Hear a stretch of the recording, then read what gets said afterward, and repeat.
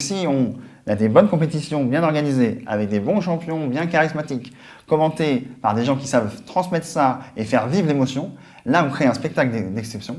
Et ça a été plusieurs fois mon rôle au fil des années de commencer à convaincre les grands décisionnaires télévisuels mondiaux qu'il y avait du potentiel et qu'en tout cas il fallait s'y intéresser.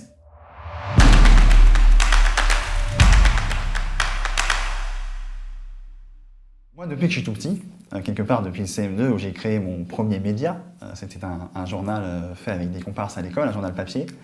Plus tard, je me suis intéressé au monde des web radios. Évidemment, la télévision et tous les shows qui existaient ont été des sources d'inspiration. Et j'ai toujours rêvé de créer mon propre média. Les études ont été faites. Dans ma troisième société, on a failli y arriver, on n'y est pas arrivé. Mais c'est toujours quelque chose qui me tenait à cœur et le monde de la télé, le monde des formats, le monde de la diffusion, moi personnellement me passionne puisque un média, c'est un message qui passe d'une entité ou d'une personne vers un groupe de spectateurs plus large. Et donc quelque part, moi je trouve ça assez kiffant d'avoir à la fois cet impact, cette influence et quelque part de pouvoir faire bouger le monde, on l'espère, dans une meilleure trajectoire qu'actuellement. Bon. Ceci dit, les médias, c'est un fonctionnement très réglé, et notamment la télévision. Il faut savoir que tous les ans, même 2 fois par an, il y a le marché des programmes de la télévision qui a lieu à Cannes. Ça s'appelle le MIP TV, le MIPCOM. C'est des événements dont j'avais entendu parler, réservés aux professionnels, là où tout se décide en termes de contrats, d'argent, là où les séries sont montrées en exclusivité aux acheteurs et où ils achètent les droits de diffusion dans les pays, etc.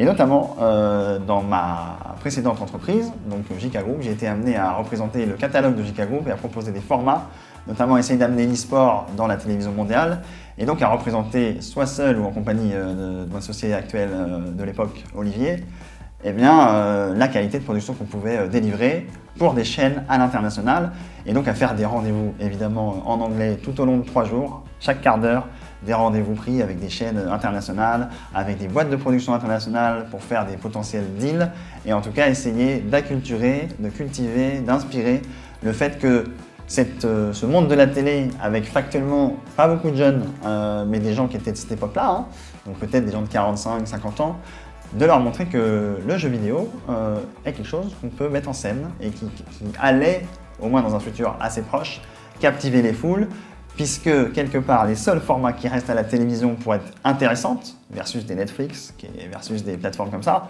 eh ben c'est le live, c'est le direct. C'est là où, quelque part, si on n'est pas maintenant en train de regarder un match de foot, c'est pas demain ou après-demain qu'on va pouvoir le revoir en replay, parce que tout le monde aura déjà su le score, su la victoire, et quelque part ça n'a plus d'intérêt. Et donc l'e-sport, c'est exactement ça. L'e-sport et les compétitions de jeux vidéo, c'est même beaucoup plus dynamique qu'un match de foot. C'est-à-dire que toutes les minutes, et c'est littéralement vrai, toutes les minutes, il se passe quelque chose. Il y a un rebondissement possible. Et donc si on a des bonnes compétitions bien organisées, avec des bons champions bien charismatiques, commentés par des gens qui savent transmettre ça et faire vivre l'émotion, là on crée un spectacle d'exception. Et ça a été plusieurs fois mon rôle au fil des années de commencer à convaincre les grands décisionnaires télévisuels mondiaux qu'il y avait du potentiel et qu'en tout cas il fallait s'y intéresser.